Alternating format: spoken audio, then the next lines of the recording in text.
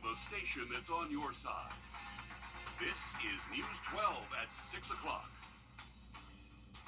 Well, the hot temps again were the big tomorrow. Have a look at some hotter temps by this weekend in just about 10 minutes. Tonight on News 12 at 6 o'clock, two former Richmond County deputies are finally breaking their silence about what they say really happened the night a fellow deputy was shot in the face. Quincy Cannon, Robert Wilson, and Andrew Acosta were arrested after the suspect claimed they assaulted him while he was handcuffed in an elevator. A grand jury decided not to indict the deputies, clearing them of all their charges. But tonight, Cannon and Wilson tell our IT's Meredith Anderson that's not enough. That's because when it comes to justice, they believe in this case, they are the victims. They pull up to the sheriff's office just before 4:30 a.m. It's difficult to see much of anything on this particular camera, but Quincy Cannon and Robert Wilson say after a very long shift, their body cams ran out of battery. Mine had died at the scene. Mine died at the scene as well. So this is all investigators had to go on. When Vernon Craddock Jr. claimed he was beaten while handcuffed, once deputies were able to get him alone in the elevator. I'm thinking there's cameras at the sheriff's office or in the elevator. Apparently there's no cameras in the elevator. So when we get... You didn't know there were no cameras? No, we thought cameras was all over the place. Yes, it's the sheriff's office. It would have been better if we took him to the jail. Because there is no shadow of a doubt there's cameras at that jail. We should have... Do you wish you would take I wish I would have took him to the jail instead. Why did you take him to the sheriff's office? Because we were instructed to take him to the sheriff's office. Had cameras been rolling, though, Cannon says we would have seen Craddock try to headbutt them. He says his training kicked in. When I hit him with my left hand, that's my weak hand. I said stop. It was too quick. It was 2 quick strikes to gain control of him. He stopped, I stopped, and that was the end of that. It happened so fast, Wilson says he never saw anything. Since it happened in the elevator, you was in there, you must have known about it. I was like, even though my back was turned, he's like, yeah, you failed to report it. I was like, report what? Something I didn't see? And that's what's had me, I guess, aggravated and upset the whole time. Yeah, I get charged on assumptions by what an investigator thought. The I-team obtained these new pictures of Craddock just after he claimed he was assaulted. The only visible injuries are to his lip, but both Cannon and Wilson say they believe that happened prior to any of this. They both say they're shocked it rose to the level of criminal charges, but what came next, they say, was more shocking. They were told they could resign and maybe get their jobs back or be terminated. Wilson chose to be terminated. Cannon chose to resign. As far as coming back? Yes, sir. No, you won't be able to come back. That's Chief Deputy Patrick Clayton on the phone with Cannon. You know, you struck a guy in the face that was handcuffed. Cannon says there's a double standard from what he says the I-team uncovered. And then that's when we saw the article that you published on February 27th. There's a Richmond County deputy suspended for not following procedure. We found after punching a man he was arresting in the face several times. And I was like, what? So he hit a handcuffed suspect while he's in a headlock. Deputy Ty Daly was never disciplined for this until the I-team exposed this incident. Still, Deputy Daly was not fired and he did not resign. So I'm trying to figure out the difference between the two. You got stack A over here involving a Hispanic deputy, a black deputy, and a white deputy. You got stack B over here involving 2 Caucasian deputies. Let's burn them. Let's give them a second chance. Just last month, the I-team uncovered Ty Daly is once again under investigation, this time for a deadly accident in his patrol car. But it's not just Ty Daly. Cannon says it's this incident in the Richmond County Jail.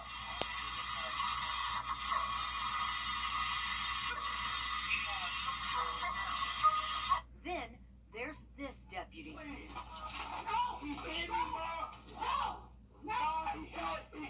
Not even disciplined after the I-team exposed him hitting a man having a mental health crisis. But for Cannon and Wilson, the most blatant example might be Deputy Brandon Keithley, who was indicted by a grand jury for assaulting a fellow deputy in the head, giving CPR to a man dying from a gunshot wound. And he's on administrative leave. He's still collecting a paycheck. He's collecting a paycheck because two people couldn't get along while somebody's dying. The one thing that we need to do as a cop or anything, we need to work together. And he's still getting paid. Now, the I-Team asked to sit down with the Richmond County Sheriff's Office for an interview to answer questions about what certainly appears to be inconsistencies with how deputies are treated. Their office has not gotten back to us. As for Cannon and Wilson, both are moving forward. Cannon is back working in law enforcement with another local agency. Wilson is working in security. Both are looking at taking legal action. Thanks for digging into that for us, Meredith. Another top story tonight that has captured parents' attention nationwide. Aiken County schools are responding to the incident we first told you about last night, where a sixth grader was left inside Schofield Middle School for 4 hours after the last bell rang. In Aiken County schools' response today, they say he was not alone, that the principal and some custodians were also in the school, but Aiken County School says no one knew he was even inside the building. The worry started an hour after school ended when Schofield Middle called the mother to say her son was not put on a bus route. She does not have transportation and says the taxi services told her it would be hours. So she says the school told her the principal would bring her child home around 5. Later that night, Brown's son called her off of the school phone saying he woke up in the dark in the office after falling asleep and that no one was in the school. This was after 7 p.m. She called the Department of Public Safety, who met her over at the school, and police reports say the 13-year-old was found at 6:48. In a report, the officer documented the school was empty, or at least appeared to be. Tonight, we learned that teachers, staff, and even the principal are not able to take students home in personal cars, only public safety. We also know the exact times when staff left, between 4 and 4:30. Custodians were also in the building until 7:30. The principal claims he left for the day just before 10 p.m. Also, in Aiken County Schools' response, they say, quote, "We are very concerned to learn about this unsettling experience and are eager to reassure this student and parent that Schofield Middle is a nurturing environment." We're into week 2 of the homelessness initiative on Washington Road in Augusta, and tonight new money is coming in for the sheriff's office to help address some of the issues. Different organizations are also coming to the table to help out. Our Taylor Martin joins us live from Washington Road, and there was a meeting this afternoon where a lot of different groups got together to talk about the issues. Walk us through what happened, Taylor. Well, the sheriff's office says while their effort to get rid of the homelessness issue on Washington Road and all over Augusta is ongoing, they're still working with people and nonprofits throughout the community to make sure that it gets on its feet.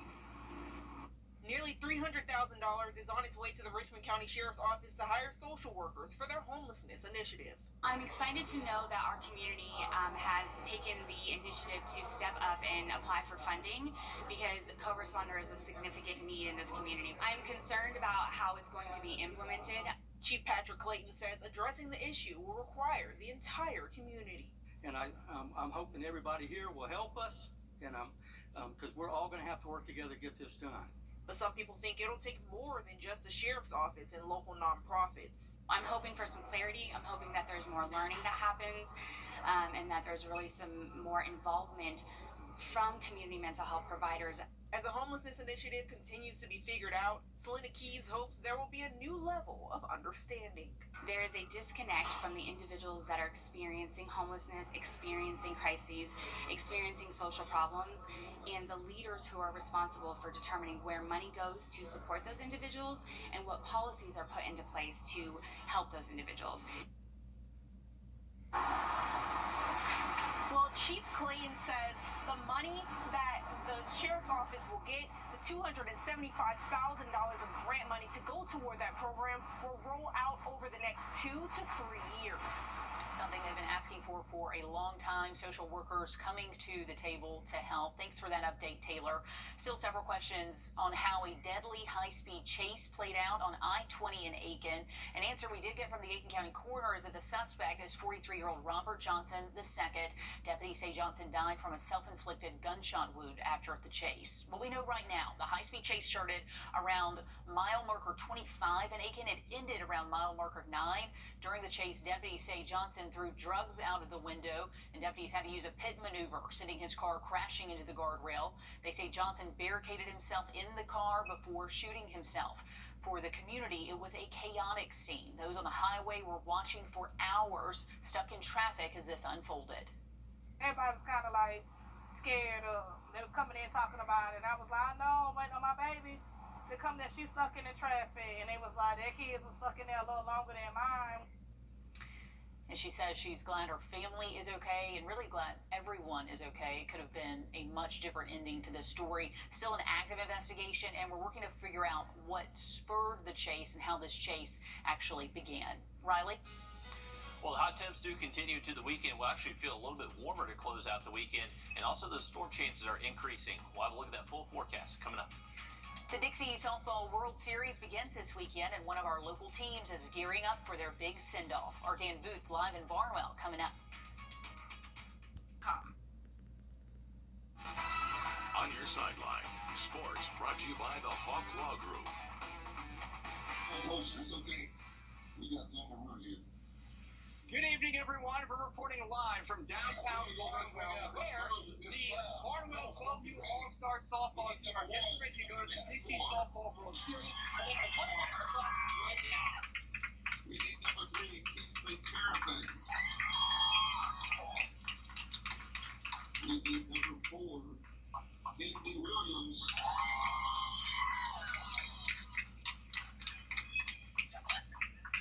We need number 7, Hunter Still. We need number 9, McKinley Paget. Number 12 is Mary Sanders Reese. Number 16, Genesis Walker. Number 19, Kinsley Bridges. Number 20, Aniston Pierce. Number 25, Sadie Whitehead. Number 33, Leah Sullivan. And as you can tell, everybody is so excited here. Having a chance to root for their kids who are going to Alexandria, Louisiana, to compete in the Dixie Softball World Series. Now, 7 of the 12 players on this year's roster have been to the Dixie World Series before because they won the state last year in the 9-10-year-old division. It's been a lot of fun to see not only how they do, but we just heard that a lot of these fans here are actually going to travel to Louisiana with them. So, Barnwell travels, we know that from all their other sports. It's going to be a lot of fun to see how they continue to do their thing and put on for their town here. It's been a great celebration so far. They're going to continue to talk about all the great things the team has accomplished so far this year, going 10-1 in the last 2 rounds of the playoffs to put themselves in this position. So it's been a lot of fun to figure all this out, and we're going to continue our live coverage later on this evening. But for now, reporting from downtown Barnwell, Dan Booth on your side. Okay, excited for those girls, and we certainly wish them luck. Dan, thank you. Also new tonight, the South Carolina High School League football state finals. Those will be held in Orangeburg this year. Finals run from November 30th to December 2nd. That's on the campus of South Carolina State University. And this is the second big event heading to Orangeburg. Yesterday, we told you about the Dixie Softball World Series making plans to hold their finals in the area next year. So big things happening in Orangeburg, South Carolina. Taking a look outside over Beach Island this afternoon. Seasonal as we head past Sunday. Okay, Riley, does Emily know this? You're Emily? Okay, if you ever wanted to feed a bear, next on One Take Trips, we take you to a free zoo right here in Georgia that offers that and more. All night. We have new details about an AU professor recently charged with public indecency after being accused of exposing himself on campus. According to the arrest warrant, the incident happened on July 10th in the Math Lounge on the 3rd floor of Allgood Hall. The Augusta University Police Department says it was notified of a suspicious situation on the 3rd floor. John Sleeger was spotted sitting behind a desk with a laptop. Officials say Sleeger claims he was just killing time and did not know anyone could see him. He's not listed on AU's employee page and is no longer listed in jail either. We all know Athens, Georgia is home to the Georgia Bulldogs, but you may not know they're also home to a unique zoo everyone can enjoy. It's called Bear Hollow. Our Will Volk has this week's edition of One Take Trips.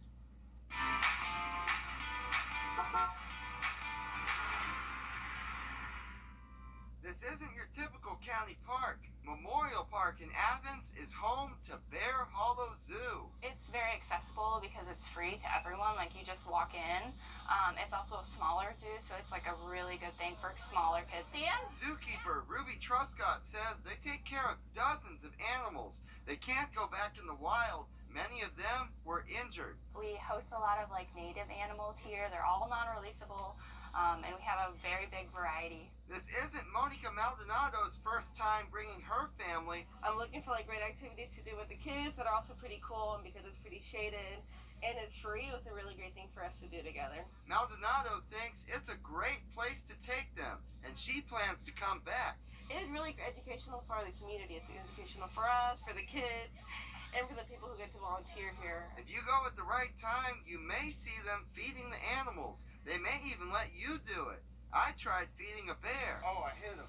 Sorry, bear. I didn't mean it. All of our animals are really, really nice, especially our ambassadors. I've never felt in danger with anyone here. At Bear Hollow Zoo, you can learn about animals while the animals get a second chance at life.